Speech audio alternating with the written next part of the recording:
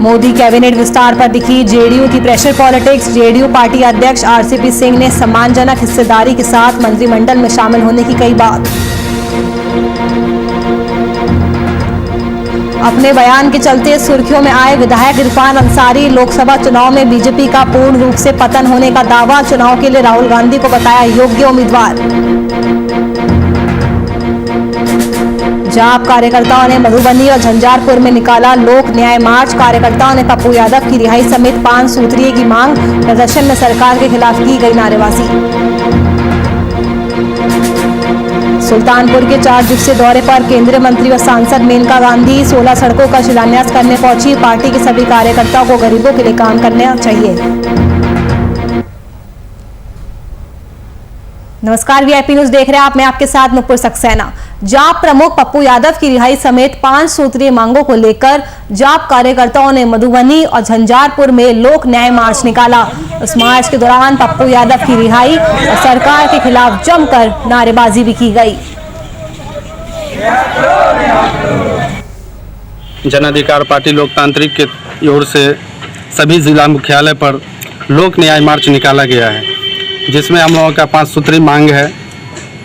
मुख्य मांग है हम लोगों का कि जन अधिकार पार्टी लोकतांत्रिक के राष्ट्रीय अध्यक्ष गरीबों के मसीहा श्री पप्पू यादव जी को एक फर्जी मुकदमा में गिरफ्तार कर उनको हरास किया जा रहा है, जो बिल्कुल निंदनीय है।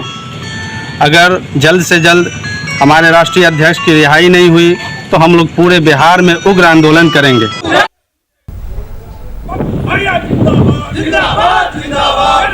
तो झंझारपुर में लोक न्याय मार्च निकाला गया। सरकार के खिलाफ जमकर नारेबाजी की गई। आपको बता दें, जाप कार्यकर्ताओं ने मधुबनी और झंझारपुर में मार्च निकाला और जाप सुप्रीमो पप्पू यादव की रिहाई की मांग की। इसके अलावा उनकी 5 और मांगे हैं, जिसको लेकर ये मार्च निकाला गया। इसी खबर पर जरा जानकारी के साथ हमारे संवाददाता अमरदेव ठाकुर हमारे साथ जुड़ चुके हैं। अमरदेव, झंझारपुर में लोक न्याय मार्च निकाला गया है, इन कार्यकर्ताओं की क्या कुछ मांगे हैं? जी नुपुर, ये जाप कार्यकर्ताओं ने पप्पू यादव की रिहाई को लेकर के लोक न्याय मार्च का आयोजन किया, जो झंझारपुर के विभिन्न सड़कों होते हुए अनुमंडल कार्यालय तक पहुंचा। उन लोगों ने बिना शर्त पप्पू यादव को रिहा करने की मांग कर रहे थे। वहीं स्कूलों के अंदर में जो लगातार प्राइवेट स्कूलों के अंदर में जो 2 साल से पढ़ाई नहीं हुई लॉकडाउन के तहत, और वहां जो पैसा की फीस लेने की बात कही जा रही है, जबरदस्ती फीस लेने की बात कही जा रही है, उसे रोकने की बात कहा गया है कि उसे पैसा नहीं लिया जाए समेत 5 सूत्री मांगों को लेकर सभी कार्यकर्ताओं ने मार्च निकाला है। जी, जाप कार्यकर्ता इससे पहले भी कई तरह के प्रदर्शन कर चुके हैं और पप्पू यादव की रिहाई की उन्होंने मांग की है। याद होगा कि इससे पहले भी उन्होंने अर्धनग्न होकर प्रदर्शन किया था, तो उससे पहले हथकड़ी लगाकर हाथ में प्रदर्शन किया था। लगातार इस तरह का प्रदर्शन जाप कार्यकर्ताओं के द्वारा किया जा रहा है, लेकिन आज उन्होंने जाप कार्यकर्ताओं ने घोषणा किया है, जो अगर पप्पू यादव को विलंब रिहा नहीं किया गया तो उग्र आंदोलन होगा, जिसका सारा जवाबदेही प्रशासन की होगी। अब देखना है जो जाप कार्यकर्ताओं किस तरह का आंदोलन, उग्र आंदोलन आगे करते हैं। अमरदेव, ये जो लोक न्याय मार्च निकाला गया, कि क्या इस प्रदर्शन के दौरान कोरोना गाइडलाइंस का पालन किया गया था? क्योंकि तस्वीरों में हम देख सकते हैं सोशल डिस्टेंसिंग का बिल्कुल भी ख्याल नहीं रखा गया है। सामाजिक दूरी और मास्क की जो बात कही जा रही है, वो कहीं से भी इन कार्यकर्ताओं के ऊपर नहीं देखा गया था। शुक्रिया अमरदेव, तमाम जानकारी हमसे साझा करने के लिए। केंद्रीय मंत्री और सांसद मेनका गांधी 4 दिवसीय दौरे पर सुल्तानपुर आई थी, जहां सांसद पीडब्ल्यूडी गेस्ट हाउस में लगभग 64 करोड़ की लागत से बनने वाली 16 सड़कों का शिलान्यास करने पहुंची। इस दौरान उन्होंने आने वाले चुनाव को लेकर सांसद मेनका गांधी का कहना है कि इस समय पार्टी के सभी कार्यकर्ता, पदाधिकारी और प्रत्याशी को जी जान लगाकर गरीबों के लिए काम करना चाहिए, जिससे कि पार्टी पर लोगों का विश्वास बनेगा और अच्छे से चुनाव लड़ा जाएगा। साथ ही उन्होंने कहा कि हमारे पार्टी के लोग लगातार कोरोना काल में लोगों की भलाई के लिए जुटे हुए हैं। ऑक्सीजन की बात हो या हॉस्पिटल बेड की व्यवस्था, हर प्रकार से हमारी पार्टी काम कर रही है। बताते चले कि सांसद मेनका गांधी अपने संसदीय क्षेत्र के 4 दिवसीय दौरे पर है, जिसका आज अंतिम दिन है। भेजेंगे उसमें तो केंद्रीय मंत्री और सांसद मेनका गांधी 4 दिवसीय दौरे पर सुल्तानपुर आई हुई है। आज उनके दौरे का अंतिम दिन है। आपको बता दें, सांसद मेनका गांधी ने पीडब्ल्यूडी गेस्ट हाउस में लगभग 64 करोड़ की लागत से बनने वाली 16 सड़कों का शिलान्यास किया। साथ ही उन्होंने आने वाले चुनावों को लेकर बहुत सी अहम बातें कही। सांसद मेनका गांधी का यह कहना है कि इस समय पार्टी के सभी कार्यकर्ता, पदाधिकारी और प्रत्याशी को जी जान लगाकर गरीबों की सेवा करनी चाहिए, गरीबों के लिए काम करना चाहिए, जिससे कि पार्टी पर लोगों का विश्वास बनेगा और अच्छे से चुनाव लड़ा जाएगा। इसके अलावा मेनका गांधी ने यह भी कहा कि हमारी पार्टी के लोग लगातार कोरोना काल में लोगों की भलाई के लिए जुटे हुए हैं, चाहे वो ऑक्सीजन की बात हो या हॉस्पिटल बेड की व्यवस्था, हर तरह से हमारी पार्टी काम कर रही है। केंद्रीय मंत्री और सांसद मेनका गांधी का 4 दिवसीय सुल्तानपुर दौरा रहा। उनके दौरे का आज अंतिम दिन है। 16 सड़कों का शिलान्यास करने पहुंची थी सांसद मेनका गांधी। बिहार सरकार के जल संसाधन मंत्री संजय झा ने मधुबनी जिले के झंझारपुर में अपने विभाग के अधिकारियों के साथ बैठक की। बैठक में उन्होंने मधुबनी, दरभंगा, समस्तीपुर में बाढ़ के पूर्व की जा रही तैयारियों की समीक्षा की। उस बैठक में उन्होंने सड़क निर्माण कार्य में हो रहे विलंब का सवाल का जवाब देते हुए बाढ़ के कार्य को अपनी प्राथमिकता बताई। साथ ही अन्य बाढ़ प्रभावित जिलों में बाढ़ की स्थिति की जानकारी भी साझा की।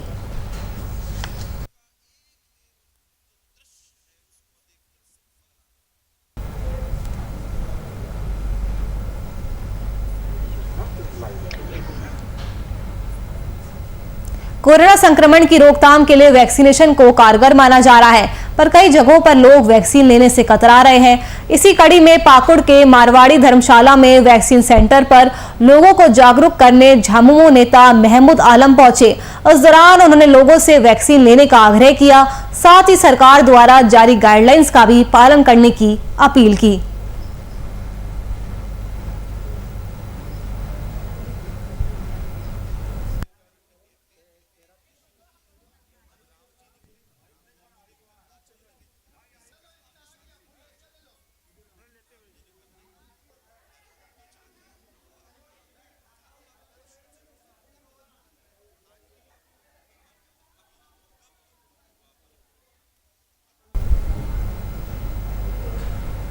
उत्तराखंड कांग्रेस को एक बड़ा झटका लगा है। कांग्रेस की दिग्गज नेता और नेता प्रतिपक्ष इंदिरा हृदयेश का आज निधन हो गया, जिसकी पुष्टि उनके पुत्र सुमित हृदयेश ने की। बताते चले कि इंदिरा राजनीतिक बैठक में हिस्सा लेने के लिए दिल्ली पहुंची थी।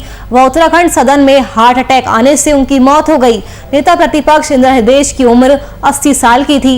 इंदिरा हृदयेश उत्तराखंड की राजनीति में आयरन लेडी के नाम से मशहूर थी। उन्होंने उत्तर प्रदेश से अपने राजनीतिक सफर नेता प्रतिपक्ष के रूप में शुरू किया था। फिलहाल नेता प्रतिपक्ष इंदिरा का पार्थिव शरीर को दिल्ली से हल्द्वानी लाया जा रहा है।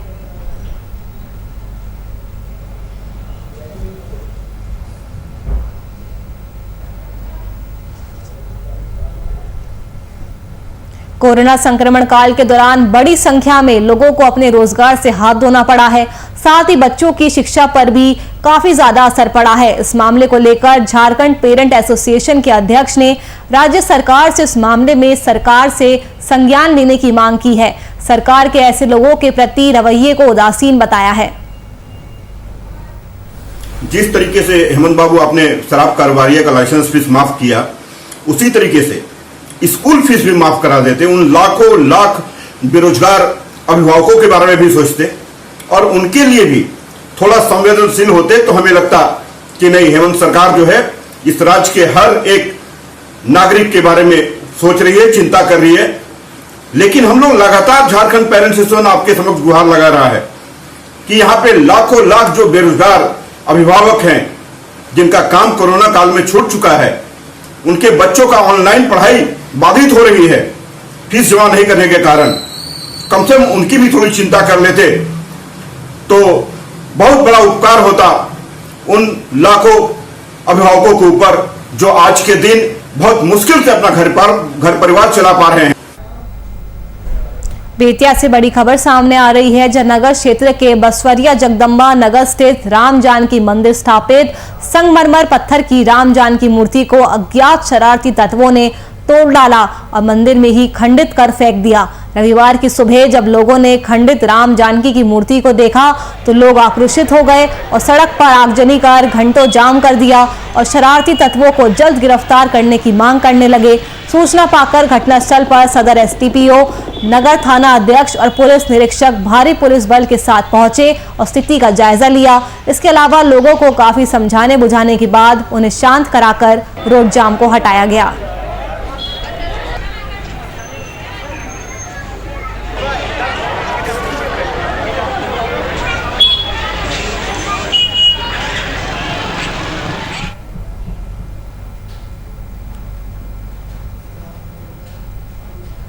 भागलपुर के गोपालपुर पुलिस को एक बड़ी सफलता हाथ लगी है। पुलिस ने आपराधिक घटना को अंजाम देने की योजना बना रहे 2 कुख्यात अपराधियों को गिरफ्तार किया है और इनके पास से पुलिस ने 2 लोडेड देसी हथियार, 40 जिंदा कारतूस और मोबाइल फोन भी बरामद किया है। गिरफ्तार दोनों अपराधी का पुराना इतिहास रहा है। फिलहाल आगे की कार्रवाई की जा रही है। नवगछिया एसपी ने एक प्रेस कॉन्फ्रेंस के माध्यम से इस पूरी घटना की जानकारी दी है। कल शाम को सूचना मिली थी कि 2 कुख्यात अपराधी है टुनटुन यादव और लालू यादव, दोनों इस्माइलपुर का है। कई आपराधिक इतिहास दोनों पर है और किसी कारण फरार भी चल रहे हैं। सूचना मिलते ही एसडीपीओ नवगछिया को सूचना दी गई और उनके मेरी टीम गठन भी किया गया। एसडीपीओ नवगछिया और गोपालपुर थाना प्रभारी और वहाँ के अन्य पदाधिकारी पुलिस के कर्मी शामिल थे और लम्ब छापामारी में किया। छापामारी कर दोनों गिरफ्तारी हुई जहाज घाट गंगा करारी से। जब सर्च किया गया तो दोनों बॉडी से लोडेड 2 कट्टा जो सामने देख रहे हैं आप और 44 यानी 46 कुल गोली बरामद हुआ। उनके पास मोबाइल बरामद हुआ है। हम उसका सत्यापन कर रहे हैं, उसका भी कौन कोई छान रहे हैं कि गिरोह में और कौन कौन शामिल है और पूछताछ। जमुई शहर में टाउन थाना से कुछ दूरी पर गांधी पुस्तकालय मार्केट में दिन दहाड़े गोली चलने से इलाके में अफरा तफरी मच गई, जिसमें एक युवक गंभीर रूप से घायल हो गया। वहीं गोली चलने की सूचना पर जमुई टाउन थाना अध्यक्ष चंदन कुमार ने घटनास्थल पर पहुंचकर कार्रवाई करते हुए गोली चलाने वाले अपराधी ट्विंकल पांडे को देसी कट्टा और 2 गोली के साथ गिरफ्तार कर लिया और गोली लगे घायल युवक का सदर अस्पताल में इलाज के लिए उसे भर्ती करा दिया गया। फिलहाल पुलिस इस गोलीकांड मामले की जांच में जुटी हुई है। जानकारी के अनुसार ट्विंकल पांडे और अभी जिस व्यक्ति को गोली लगी है दोनों आपस में मित्र हैं। इसी मसले के लिए अभी आए थे, पुलिस का विवाद इन लोग का था दुकान का। उसी में ट्विंकल पांडे के द्वारा जो गोली चलाई गई इनको लगी है, इनके पैर में, ये आउट ऑफ डेंजर है और ट्विंकल पांडे को गिरफ्तार कर लिया गया है और उनसे पूछताछ। शाहजहांपुर के सिधौली के खिरिया गांव के रहने वाले जिम संचालक की पत्नी की गोली लगने से मौत हो गई।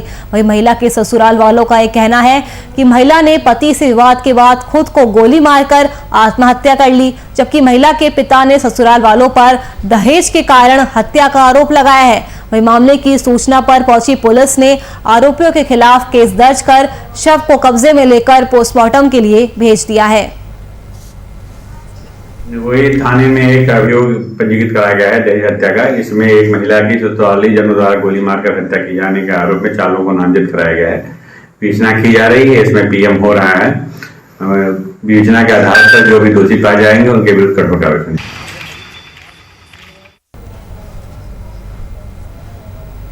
बोकारो के हरला थाना पुलिस ने मुफस्सिल पुलिस के सहयोग से एक सफलता हासिल की है।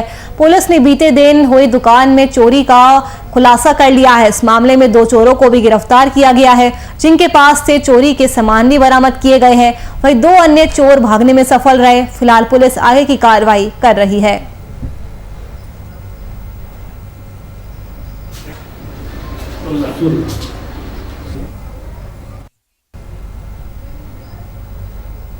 बिहार में कोरोना के टीके को लेकर लगातार रूप से टीकाकरण अभियान चलाया जा रहा है। टीकाकरण अभियान की इसी कड़ी में छपरा के नगर थाना क्षेत्र में टीकाकरण कैंप लगाया गया। शुरुआत में 45 वर्ष के ऊपर के लोगों के लिए टीकाकरण की व्यवस्था की गई है। साथ ही थाना क्षेत्र के विभिन्न वार्डों में जागरूकता अभियान भी चलाया जा रहा है। इस केंद्र में टीकाकरण के लिए लोगों की अच्छी खासी भीड़ देखी जा रही है। ये जब टीका ली है तो हमें कुछ भी महसूस नहीं हुआ, बहुत अच्छा लगा टीका लेने के बाद। और लोगों को भी हम लोग जागरूक कर रहे हैं कि आप लोग भी टीका लीजिए, इससे फायदा ही है लोगों को, इससे कोई नुकसान नहीं है। नगर निगम के द्वारा 2 जून से ही 12 जून तक हर कैंप वाइज वैक्सीनेशन 2 बार करके लगाया जा रहा है। और इसमें हमारे CRP 9 CRP हैं नगर निगम के द्वारा, वो लोग जाके जागरूक करती हैं हर वार्ड में जा के हर लोगों को कि 45+ का टीकाकरण लेना है और इस टीकाकरण से क्या लाभ है सारा जानकारी देती हैं और लोग जागरूक भी हुए हैं। यहाँ पे जो कैंप लगा है ये काफ़ी हद तक सफल है और नगर निगम के द्वारा ये कैंप है। दुमका प्रखंड परिसर में जिला प्रशासन की ओर से मेगा टीकाकरण शिविर का आयोजन किया गया। मेगा टीकाकरण शिविर में दुमका प्रखंड के विभिन्न गांवों से काफी संख्या में लोग कोरोना वैक्सीन लेने के लिए पहुंचे। मेगा टीकाकरण शिविर में दुमका विधायक बसंत सोरेन भी पहुंचे और टीकाकरण के लिए आए लोगों का उत्साह बढ़ाया, साथ ही लोगों से वैक्सीन लेने की भी अपील की। देखिए, हम लोग को विधायक निधि मिलती है उनके विकास के लिए, तो एक माध्यम भी जुड़ता है, अवेयरनेस भी समझ में आती है हम लोगों को। अवेयरनेस उनके वैक्सीनेशन से समझ में आता है और अवेयरनेस जब लोगों में आती है तो जागरूकता स्वाभाविक उस पंचायत में होती है। तो जागरूक पंचायत जितना जागरूक होगा हमको वहाँ फंडिंग करने में और आसानी होगी। वहाँ से उन लोगों की रिक्वायरमेंट मुझे मिलेगी कि क्या एक्चुअल में उन लोगों की ज़रूरतें हैं। तो वही प्रयास मेरा भी और जिला प्रशासन से भी मैंने यही निवेदन किया है कि ऐसे पंचायतों को चुनने का काम करें और उस पर जो है हम लोग फोकस करके वहाँ की जो समस्याएं हैं, सड़क हो, पानी हो, जो हो, वो सारी समस्याओं को हम लोग निदान करेंगे। सुल्तानपुर में बारिश ने रेलवे अधिकारियों के दावों की पोल खोल दी है, जिससे हाल ये है कि रेलवे कॉलोनी के दर्जनों घरों में बारिश का गंदा पानी भर गया है। दरअसल सालों से इस कॉलोनी के नाले और सीवर की सफाई नहीं होने से ये हालत हुई है। इस कोरोना महामारी के प्रकोप में बारिश में नालियों का गंदा पानी घर में आ जाने से कॉलोनी वाले दहशत में है। वहीं स्थानीय लोगों की माने तो कई बार शिकायत के बावजूद जिम्मेदार रेलवे अधिकारियों ने इसे गंभीरता से नहीं लिया। वहीं अधिकारियों की उदासीनता की वजह से रेलवे कर्मचारी नाराज है और उन्होंने खुद ही साफ सफाई करवाई और तब जाकर घरों से गंदा पानी बाहर निकाला जा सका।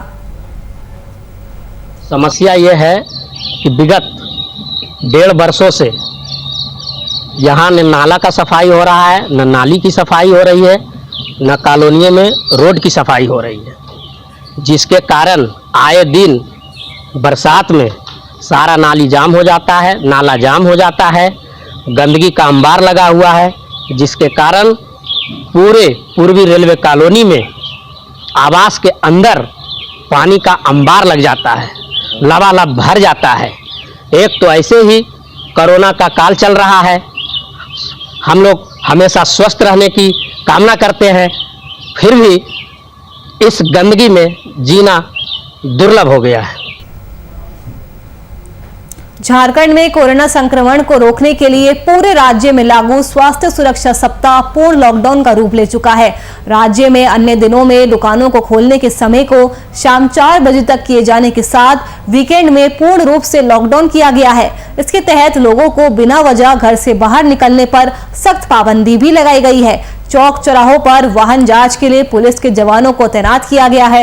इस बीच पूर्ण लॉकडाउन की स्थिति का ग्राउंड जीरो से जायजा लिया हमारे संवाददाता शुभम कुमार ने। देखिए, झारखंड में कोरोना को मात देने के लिए संपूर्ण लॉकडाउन का ऐलान आखिरकार कर ही दिया गया, क्योंकि जिस तरीका से झारखंड में स्वास्थ्य सुरक्षा सप्ताह लागू था और मुख्यमंत्री हेमंत सोरेन की तरफ से एक भी बार लॉकडाउन शब्द का उपयोग नहीं किया गया था, लेकिन कोरोना को जड़ से खत्म करने के लिए मुख्यमंत्री हेमंत सोरेन का इस निर्णय का राज्यवासियों ने भी भली भांति पालन किया है, स्वागत किया है। तस्वीरें हम आपको राजधानी रांची की अरगोड़ा चौक की दिखा रहे हैं। वीआईपी न्यूज़ भारी बारिश में भी तमाम दर्शकों को वो रियलिटी दिखाने जा रहा है। अरगोड़ा चौक का ये नज़ारा हम आपको दिखा रहे हैं। झारखंड में शनिवार शाम 4 बजे से लेकर सोमवार के सुबह 6 बजे तक संपूर्ण लॉकडाउन कर दिया गया है।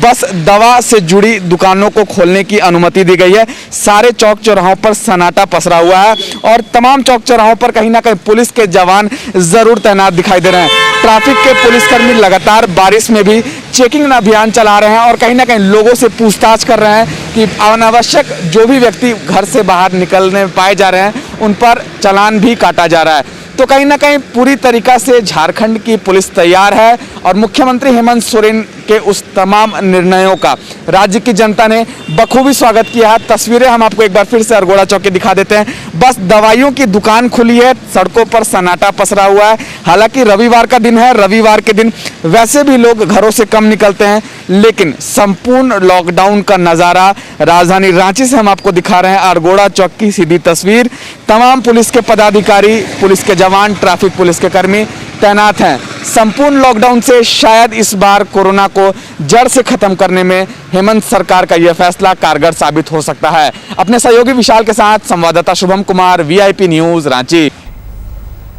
राज्य सरकार की ओर से घोषित पूर्ण लॉकडाउन का गिरिडीह शहर में व्यापक असर देखने को मिला। इस दौरान शहर में पूरी तरह से सन्नाटा पसरा रहा। अन्य राज्यों से चलने वाली लंबी दूरी की वाहनों को छोड़कर कोई भी वाहन नहीं चले। शहर की सभी दुकानें, सभी तरह के दफ्तर, सरकारी और गैर सरकारी प्रतिष्ठानों में सारे कामकाज ठप रहे। दिन भर लोग अपने अपने घरों में दुबके रहे।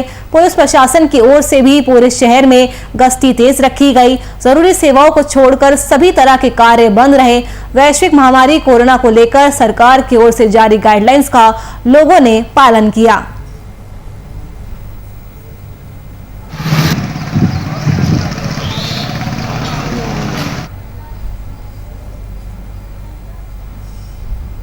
कन्नौज के इंदरगढ़ क्षेत्र से किसानों की बदहाली की तस्वीर सामने आई है। लगातार हो रही बारिश से इंदरगढ़ क्षेत्र के लाख गांव में तालाबों में भारी बहाव हो रहा है, जिससे आसपास खेतों में खड़ी फसल पानी में डूब गई है।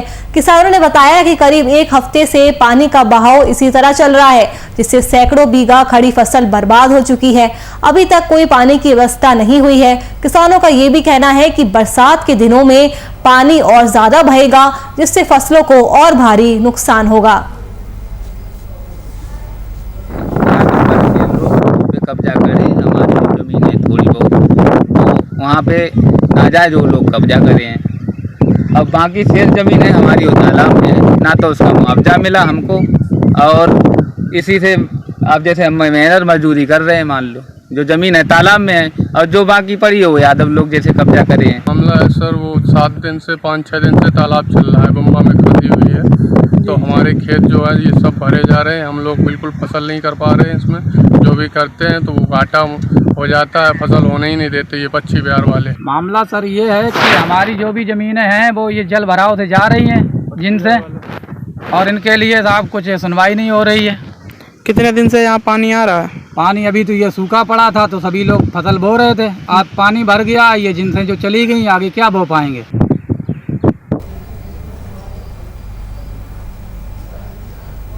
मेरठ के लिसाड़ी गेट क्षेत्र के लकीपुरा से एक सनसनीखेज खबर सामने आ रही है, जहां कब्रिस्तान से पुलिस ने एक युवक की तहरीर के आधार पर उसकी पत्नी के शव को कब्र से निकालकर पोस्टमार्टम के लिए भेज दिया। दरअसल जहां कॉलोनी की रहने वाली युवती से फरमान नाम के युवक ने 3 महीने पहले प्रेम विवाह किया था, जिससे युवती के घर वाले नाराज थे। वही शादी के कुछ दिन बाद महिला की अचानक मौत हो गई और महिला का कब्रिस्तान में अंतिम संस्कार भी कर दिया गया। लेकिन मृत महिला के पति ने अपने ससुरालियों पर हत्या का आरोप लगाया, जिसके बाद हत्या होने की आशंका में पुलिस ने महिला के शव को कब्र से निकालकर पोस्टमार्टम के लिए भेज दिया है और आगे की कार्रवाई में जुटी हुई है।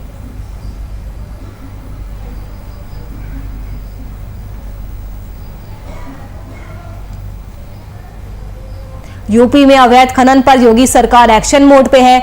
वहीं पत्थर खदान में मानक से ज्यादा खनन की शिकायत के बाद सेफ्टी माइंस वाराणसी की टीम निदेशालय के आदेश के बाद सोनभद्र के ग्राम पंचायत बिल्ली मारकुंडी स्थित पत्थर खदान में पहुंची, जिससे लोगों में हड़कंप मच गया। वहीं मौके पर पहुंची विशेष टीम ने जांच कर रिपोर्ट प्रशासन को भेजने की बात कही है। बताते चले कि 2 दिन पहले भी गलत ढंग से पट्टा देने के आरोप में 2 लेखपाल निलंबित किए गए हैं।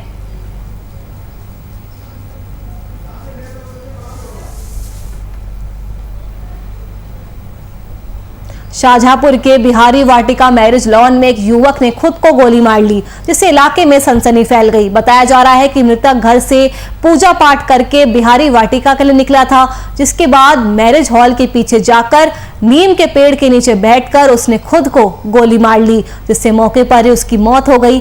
सूचना पाकर घटनास्थल पर पहुंची पुलिस ने शव को कब्जे में लेकर पोस्टमार्टम के लिए भेज दिया है।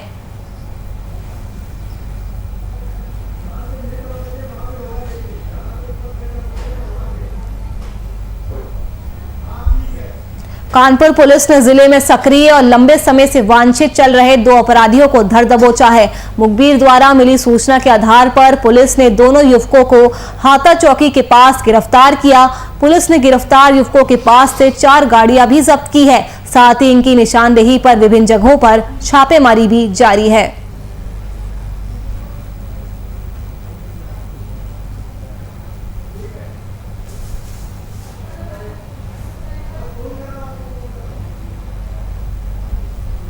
चलिए फिलहाल के लिए इस बुलेटिन में इतना ही। देश और दुनिया की तमाम खबरों के लिए आप देखते रहिए VIP न्यूज। नमस्कार।